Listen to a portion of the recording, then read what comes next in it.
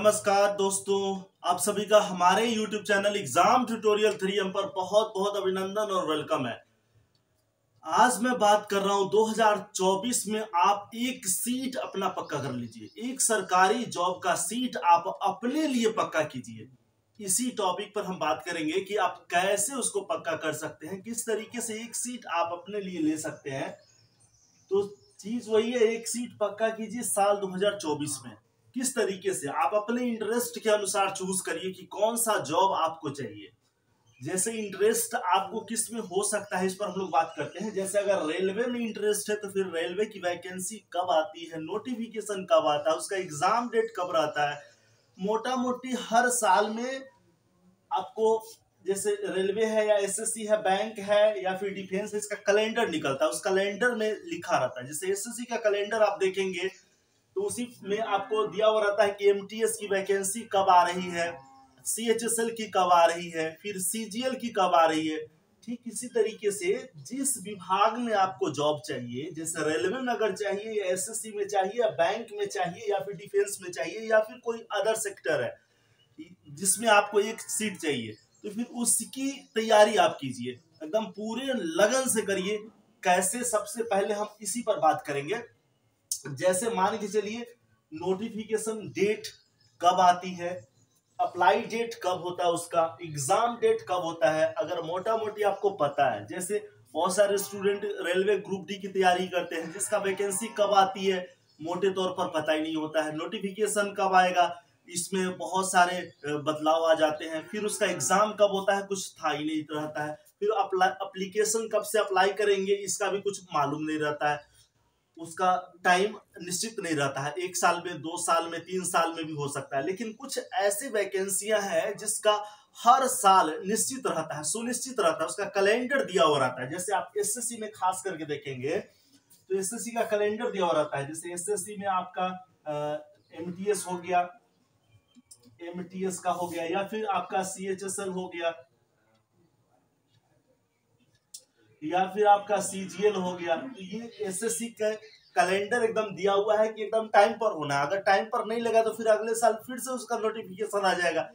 इसलिए ये सुनिश्चित किया हुआ रहता है कि कैलेंडर के अनुसार कि कब इसका नोटिफिकेशन आएगा, कब एग्जाम डेट होगा, कब अप्लाई डेट होगा। ठीक इसी प्रकार से अगर मान के चलिए आप एसएससी में तैयारी करना चाह रहे हैं तो फिर एसएससी ही चूज करिए और इसकी तैयारी में लग जाइए। अगर रेलवे चूज करना चाह रहे हैं तो उसी की तैयारी करिए। अगर आप बैंकिंग में जाना चाह रहे हैं, फिर मैं लास्ट में सब्जेक्ट पर भी आऊंगा, पहले यहां पर देख लीजिए। अगर बैंकिंग में जाना चाह रहे हैं तो फिर आईबीपीएस का आपका पीओ का वैकेंसी आती है, क्लर्क की वैकेंसी आती है, फिर एसबीआई का अलग से पीओ की वैकेंसी आती है या फिर क्लर्क की वैकेंसी आती है।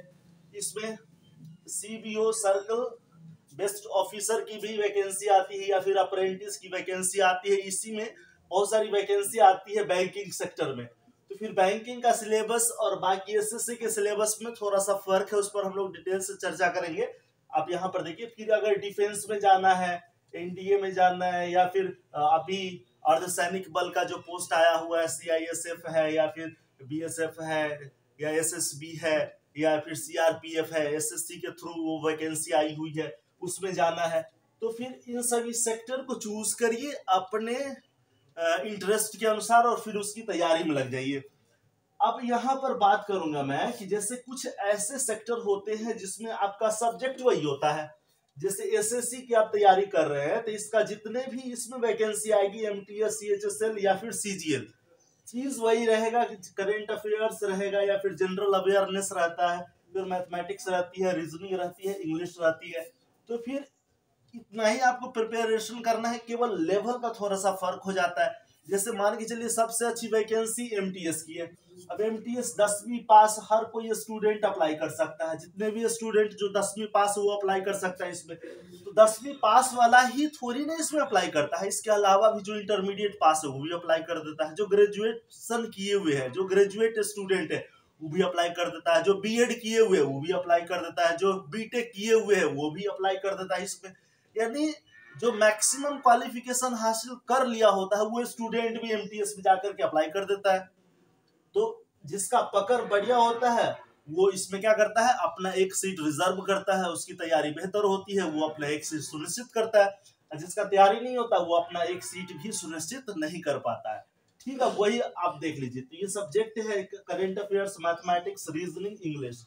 अब कुल मिलाकर के मेरे कहने का मतलब ये है कि जिस सरकारी जॉब की आपको तलाश है, फिर उस सेक्टर में ही आप तैयारी करिए, और इतना अच्छे से तैयारी करिए कि उसका एक सीट आपके लिए रिजर्व हो जाए।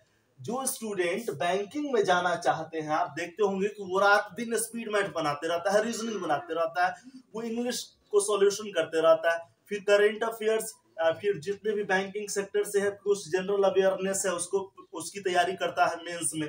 तो यहाँ पर 100 मार्क्स की अगर बैंकिंग की होती है तो फिर वो उसकी तैयारी करता है बेहतर तरीके से, क्योंकि हर एग्जाम में आपका रीजनिंग वही आएगा, मैथमेटिक्स वही आएगा, फिर इंग्लिश वही आता है। तो वो साल भर में 5-6 वैकेंसी होती है बैंकिंग का, तो कोई ना कोई नोटिफिकेशन, कोई ना कोई पोस्ट पर उसकी अपॉइंटमेंट हो जाती है। ठीक उसी प्रकार से आप भी क्या करेंगे, यही चयन करेंगे, इसी प्रोसेस को अपने ऊपर लागू करेंगे और प्रिपेयर करेंगे, और 2024 में अपना एक सीट पक्का करेंगे। अब इसके साथ ही अगर हमारे चैनल पर आप नए कैंडिडेट्स हैं, नए स्टूडेंट्स हैं, तो इस चैनल को जरूर सब्सक्राइब करिए एग्जाम ट्यूटोरियल 3M को, और फिर आपके पास जितने भी मैं नोटिफिकेशन अपलोड करूंगा, सारे के सारे नोटिफिकेशन समय से आप तक पहुंचेगा। चलिए फिर हम लोग नेक्स्ट वीडियो मिलते हैं, तब तक के लिए गुड बाय, थैंक यू।